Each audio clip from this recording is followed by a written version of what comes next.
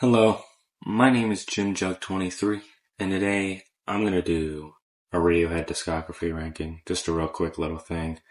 It's not gonna be the most interesting ranking in the world since all of their albums are good. I don't really have like the strongest negative opinions or anything about them, so it's gonna be a lot of just praise throughout the video. So not really anything crazy, but let's get into it. Number 9, we got the obvious choice with 1993's Pablo Honey, their debut record. Um, I mean, like, it's alright. There's not really much to say about it. I would give it a 7 out of 10, and, um, I just, most songs are decent on it, but nothing really compares, even the best song on the album, which would be Creep, doesn't really even compare to most of the weaker songs on some of their better albums. But I will say the worst song is Anyone Can Play Guitar, which is genuinely their worst song and really fucking bad. I don't even know what they were thinking. But yeah, not much to say about it, but that's Pablo Honey. Next up, we have their 2011, I believe, record. The King of Limbs. I know I have it at number 8, but I do think that it is a 9 out of 10. It's not like there's any bad songs on this record. It's more so all songs. It's 8 great tracks, with a couple main, like, bigger highlights. But it's not like the strongest musically for them. I do think people hate on it a little too much, given that it has this song's best album, Bloom, as the opener, and other great tracks like fucking Lotus Flower and like Morning Mr. Magpie, Little by Little. Just Give Up the Ghost. My least favorite track is Feral. It's just an instrumental. I don't hate any of the songs on this record. And overall, I think it's a strong release from them. Not much else to say about that one. At number 7, I have probably the most controversial placing with The Bends. I think that it has some of their strongest songs, with the best song being Fake Plastic Trees. But also, my least favorite song, Sulk, is kind of just fine, and there's other ones like, fucking, Black Star, and a couple other tracks that are just okay, especially near the end of the album. And I feel like people put it really high on the ranking of their discography when it just doesn't belong there. It kind of just feels like Pablo Honey, but like good, like really good. I'll give it a 9 out of 10 as well. I put it above The King of Limbs just because the higher highs are much higher than they are on that record. But also this album cover. At number 6 here we have their 2005 record, Hail to the Thief. Now, I like the album, but I don't like it as much as I feel like I should, for it being like in their prime and also having some of the songs that it has on it and it being as political as it is. I feel like the record should be better. But songs like the worst song, I Will, are kind of an example of like, just like these like filler songs. Like I Will is 2 minutes and it just doesn't need to be there. Along with some other songs like Where I End and You Begin and We Suck Young Blood, just kind of just don't fit. And given how long the record is, they definitely could have been cut. I still think it is a 9 out of 10. And that is because of the best song, Sit Down, Stand Up, and other highlights like 2 + 2 = 5 and A Wolf at the Door. But I could switch it any day with number 8 or number 7. Any of those 3 albums can kind of be swapped for me, but I do think that its highlights are stronger than the highlights on The Bends or The King of Limbs. Number 5, I have their most recent record from 2016, A Moon-Shaped Pool, which might end up being their last record ever. It is regarded as their saddest record, and I think that's fair. Overall, this is just really good and really consistent. It's probably one of their most consistent records. And just very good. I give it a 9.5 out of 10. The best song is True Love Waits, the closer that they had been working on for years and years up to that point. And if it were their last song ever, I would be fine with that.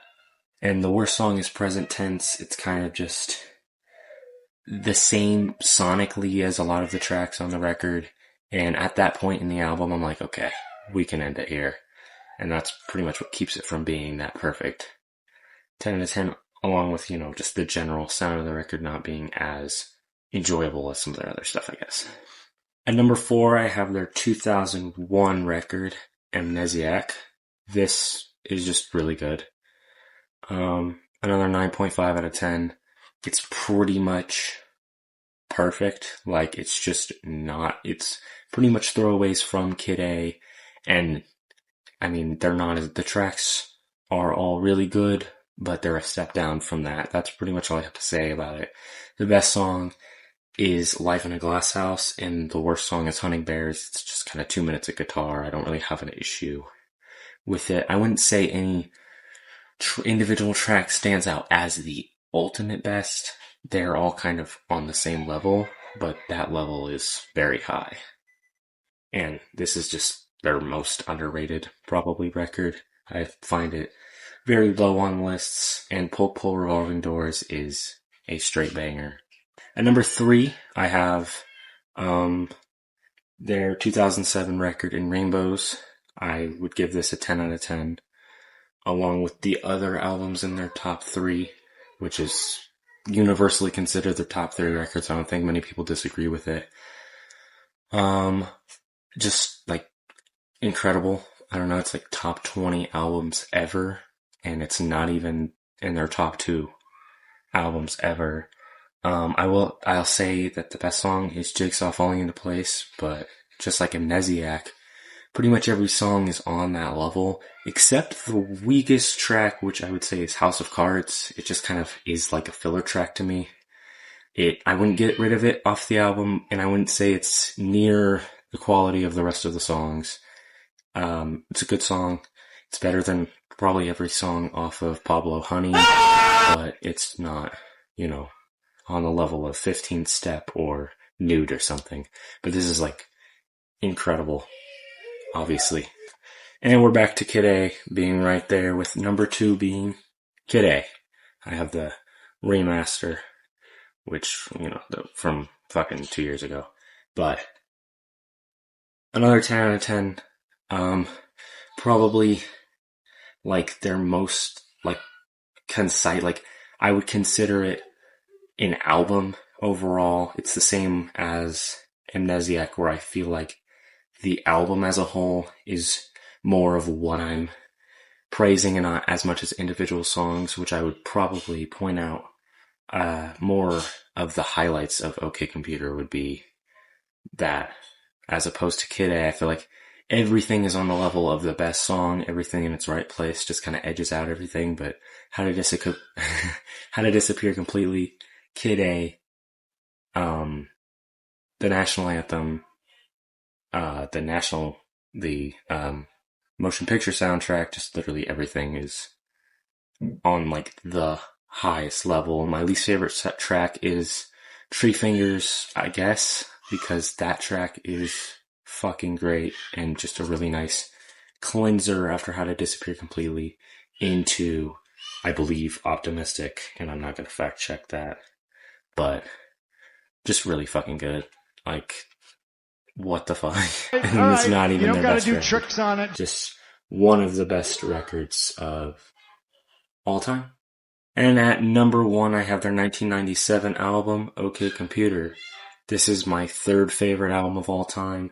And, just more praise. This is why I said the video wasn't going to be that interesting, because it's just going to be me meat riding Radiohead the whole time.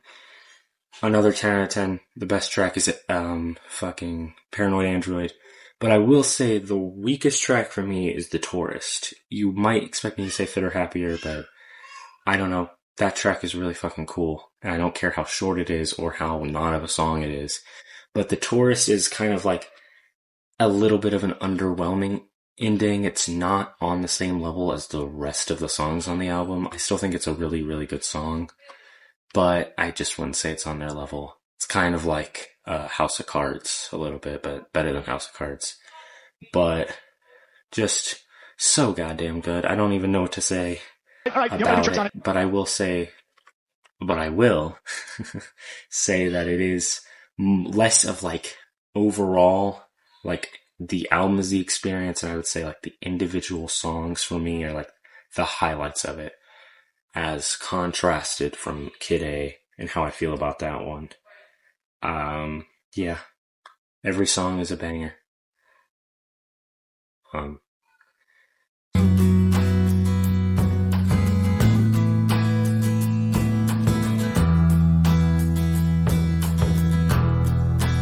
So that was the ranking.